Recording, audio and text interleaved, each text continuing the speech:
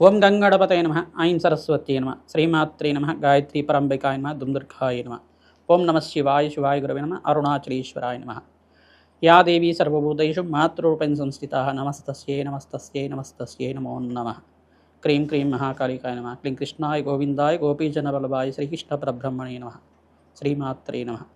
YouTube ప్రేక్షకులందరికీ కూడా నమస్కారం అండి.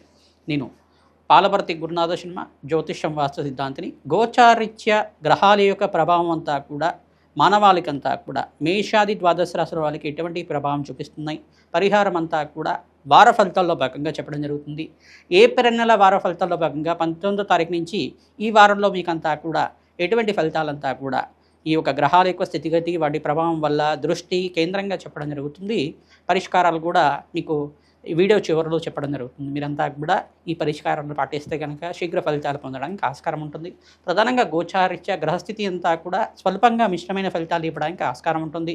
కొన్ని రాశుల వాళ్ళకంతా కూడా శుభమైన ఫలితాలు, కొన్ని రాశుల వాళ్ళకంతా కూడా మిశ్రమైన ఫలితాలంతా కూడా గ్రహాల యొక్క సంయోగం వల్ల జరుగుతుంటుంది. ప్రధానంగా చూసుకుంటే శుక్రుడు అంతా కూడా ఇక్కడ వృషభ రాశుల సంచారం జరుగుతుంది. బృహస్పతి సంచారం అంతా కూడా మిథున రాశుల సంచారం. అంగారకుడు ప్రధానంగా చూసుకుంటే ఇక్కడ మీనరాశుల సంచారం జరుగుతుంది. మరియు ఇక్కడ ప్రధానంగా శనీశ్వరుడు అంతా కూడా మీనరాశుల సంచారం జరుగుతుంది. రవి భగవానుడు అంతా కూడా 15వ తారీఖు నుంచి మేషరాశిలో ఉచ్చస్థానంలో సంచారం జరుగుతుంది.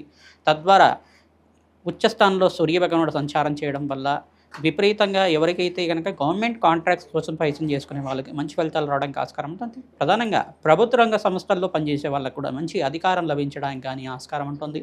గవర్నమెంట్ కాంట్రాక్ట్స్ కానీ ఆర్థిక లావాదేవీలు కానీ మంచిగా పనిచేయడానికి ఆస్కారం ఉంటుంది. ప్రభుత్వానికి అంతా కూడా శుభమైన ఫలితాలు రావడానికి ఆస్కారం ఉంటుంది. ప్రధానంగా చూసుకుంటే ఈ యొక్క గ్రహస్థితి ఈ రకంగా ఉంది. కుంభరాశిలో రాహు యొక్క సంచారం జరుగుతుంది. ఈ యొక్క కేతు యొక్క సంచారం అంతా కూడా సింహరాశిలో సంచారం జరుగుతుంది. గ్రహస్థితి అంతా కూడా రాహుకేతు స్తంభంలో ఉంది కావున స్వల్పంగా మిశ్రమైన ఫలితాలు ఇవ్వడానికి ఆస్కారం ఉంటుంది. శ్రమతో కూడిన సంపాదన రావడానికి ఆస్కారం ఉంటుంది. ప్రధానంగా ఈ యొక్క గ్రహస్థితి ఈ రకంగా ఉంది కాబట్టి గ్రహాల యొక్క సంయోగం, వాటి దృష్టి కేంద్రంగా అంతా కూడా సంపూర్ణంగా విశ్లేషణ చేసి మీకు పరిష్కారం చెప్పడం జరుగుతుంది.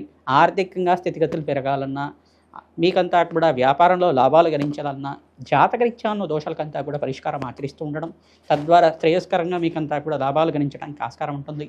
ఉద్యోగుల్లో ప్రమోషన్స్ రావాలన్నా, విదేశంలో స్థిరత్వం రావాలన్నా గ్రహాల యొక్క సంయోగం అంతా కూడా గోచారరీత్యా కూడా చాలా బాగా ఉండాలి. జాతకరీత్యా కూడా ప్రధానంగా బాగా ఉండాలన్నమాట. గ్రహాల యొక్క బలమంతా కూడా చేకూర్చినప్పుడు మీకంతా కూడా మంచి ఫలితాలు రావడానికి ఆస్కారం ఉంటుంది.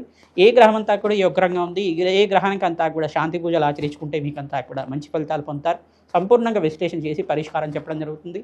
వీడియో అంతా కూడా చూడండి, తద్వారా మీకు అంతా కూడా మంచి పరిష్కారం లభిస్తూ ఉంటుంది. తులారాశి జాతకులకి ఏప్రిల్ వార ఫలితాల్లో భాగంగా 19వ తారీఖు నుంచి 25వ తారీఖు దాకా గ్రహస్థితి ఏ రకంగా అనుకూలిస్తుంది విశ్లేషణ చేసి పరిష్కారం చెప్పడం జరుగుతుంది.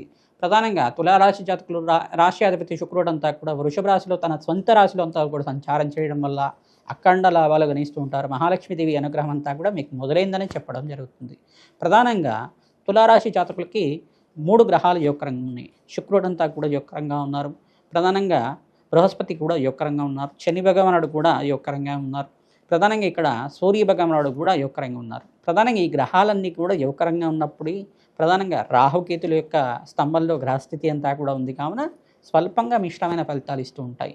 ఇక్కడ అంగారకుడు శనీశ్వరుడు యొక్క కలిక జరుగుతుంది. బుధ భగవానుడు కూడా స్వల్పంగా దోషకారిగా ఉన్నారు.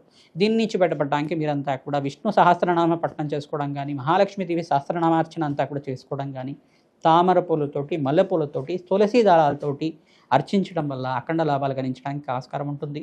ఏప్రిల్ 24వ తారీఖు రోజున మనకు బగలామకి జయంతి అనే జయంతి వస్తుంది. ఆ రోజునంతా కూడా బగలామకి శాంతి హోమాది కార్యక్రమాలు దగ్గరలో ఉండే ఈ యొక్క దశమహావిద్య సంబంధించిన దేవాలయంలో కానీ, అమ్మవారి దేవాలయంలో కానీ ఎక్కడైతే బగలామకి శాంతి హోమాది కార్యక్రమాలు ఆచరిస్తూ ఉంటారో మీరంతా కూడా శాంతి పూజలు ఆచరిస్తూ ఉండండి. తద్వారా లాభాలు గణించడానికి ఆస్కారం ఉంటుంది. అఖండ ఐశ్వర్య ప్రాప్తి రావడానికి ఆస్కారం ఉంటుంది. ధన ధాన్యాది సమృద్ధి కలుగుతుంది. అఖండ లాభాలు గణించడానికి ఆస్కారం ఉంటుంది. ప్రతినిత్యం కూడా మీరు చెప్పే దాన హోమాది కార్యక్రమాలు ఆచరించండి. జాతకరీత్యా జన్మ జన్మాంతరమైన మహాపాతకాలంతా కూడా తీరి అఖండమైన 1,000,000 రెట్లు పుణ్యప్రాప్తి కలగడానికి, 1,000,000 యజ్ఞాల ఫలితం లభించడానికి ఆస్కారం ఉంటుంది. తద్వారా జీవితంలో మార్పులు జరగడానికి ఆస్కారం ఉంటుంది. నూతన వ్యాపారంలో పెట్టుబడి పెట్టుకోవడం అంతా కూడా వాయిదా వేసుకోవడం అనేది మంచి పరిష్కారంగా చెప్పడం జరుగుతుంది. పరమేశ్వరుడి ఆరాధనలో చెరుకు రసంతో అభిషేకం చేయడం, బ్రాహ్మణోత్మికంతా కూడా మామిడి పళ్ళను దానం చేయడం వల్ల పితృదోష నివారణ అవుతుంది. తద్వారా ఐశ్వర్య యోగం కలుగుతుంది. ధన ధాన్యాది సమృద్ధి కలుగుతుంది. శ్రీమాత్రే నమః.